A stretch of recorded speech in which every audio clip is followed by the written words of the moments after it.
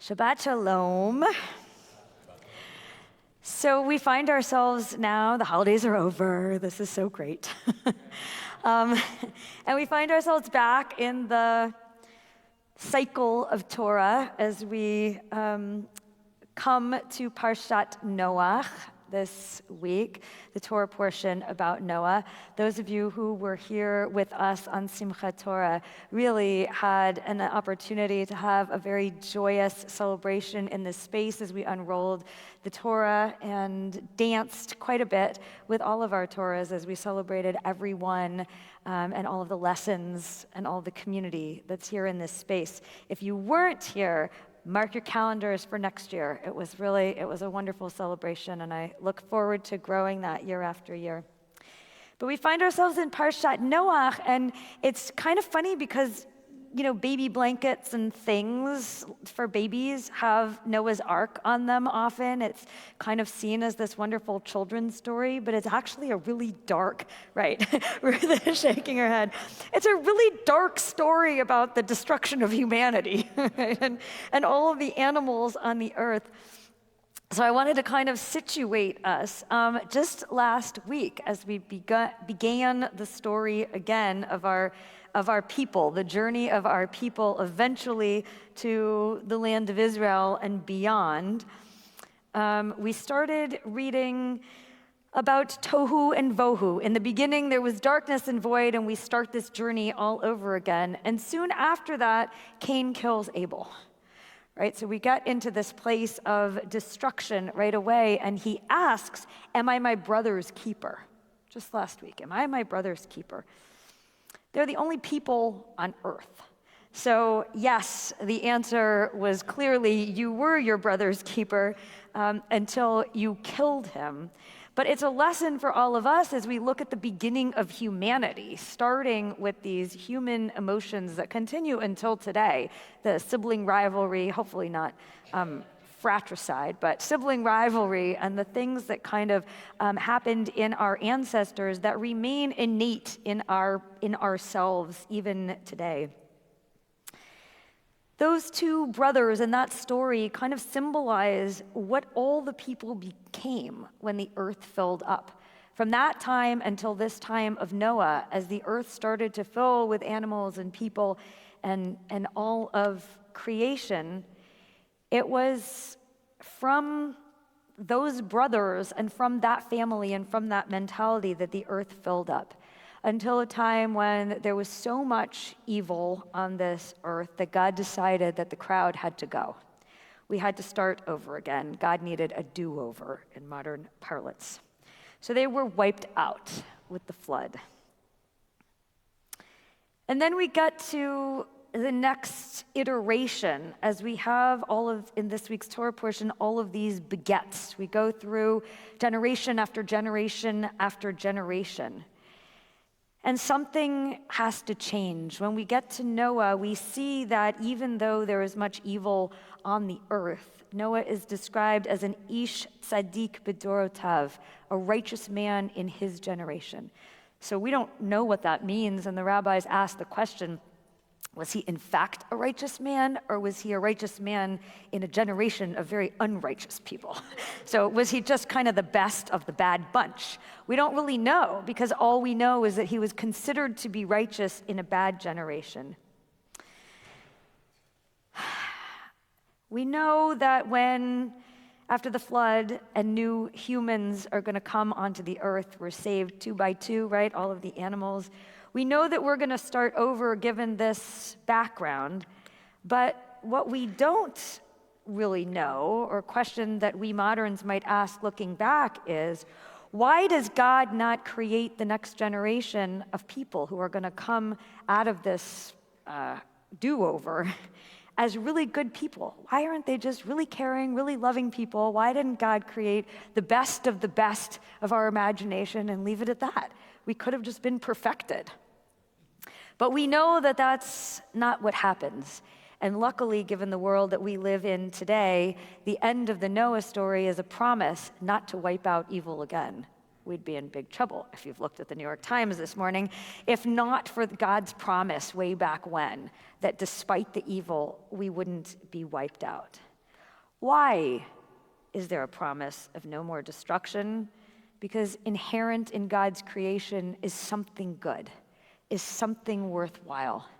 And even in those first days of creation, God keeps saying that it was good. God looks at God's own creation and says, it's good. So by the time that God decides to rebuild and reconstruct the animals and the people of the earth, God promises no more destruction. The symbol of no more destruction is the rainbow, of course. So the next question that we have to ask as we look back might be, why didn't God give us something tangible, something to hold on to, something to put here to remind us God will never destroy us again, and we are in relationship, in a covenantal relationship with God. Instead, we have this rainbow, this ephemeral thing that we can't touch. We can see sometimes, occasionally, but most of the time we are aware or unaware that it was implanted within us, within this earth, as a promise. It reminds me, and I've never focused in years past on the connection between this Torah portion and Kohelet, the story that we read during Sukkot before Ecclesiastes, where the word hevel keeps coming up, and we talked about that. Often hevel is translated as vapor or breath, something ephemeral that we also can't touch.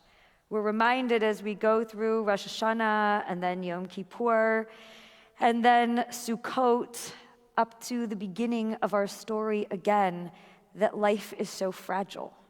We're reminded that life is just made up of these water droplets in some way, and Kohelet keeps telling us, all of us, all of it out there is hevel.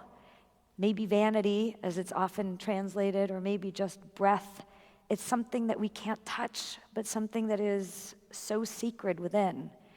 And so the giving of this rainbow links us, I think, in a way that I hadn't thought of before, to Kohelet, to this notion of starting over, to being connected to the earth, to being connected to that which we can't touch but have to believe is true, is inside of us. I was thinking as I was contemplating these verses this week about the rainbow and the purpose of the rainbow, and I remembered back to something that I read when I lived in Phoenix that comes from the Minkwas tribe, a Native American tribe that has this wonderful saying: if the eyes had no tears, the soul would have no rainbow. It is through the prism of the tears that actually our souls and the reminder of the rainbow of the covenant of a lightness, even a little bit within the darkness, is brought to us. So I watched a movie this week, which is coming out, I want to tell all of you about. I believe it opens tomorrow. It's called Among Neighbors. And you may have seen some of the publicity about it. It's been all over the Jewish world, and the producer of this, Anita Friedman, has done a wonderful job of bringing it to the attention of the Jewish community. It's a movie, many of you may know Anita. She's the executive director of Jewish Family and Children's Services, and she's been in the community for a long time. She went to see where her parents came from in Poland a number of years ago, and to find her family's Jewish community that had once been there and was wiped out in the war. We all know that the Jews of many of these towns in Poland and Czechoslovakia and Eastern Europe were killed during the Holocaust.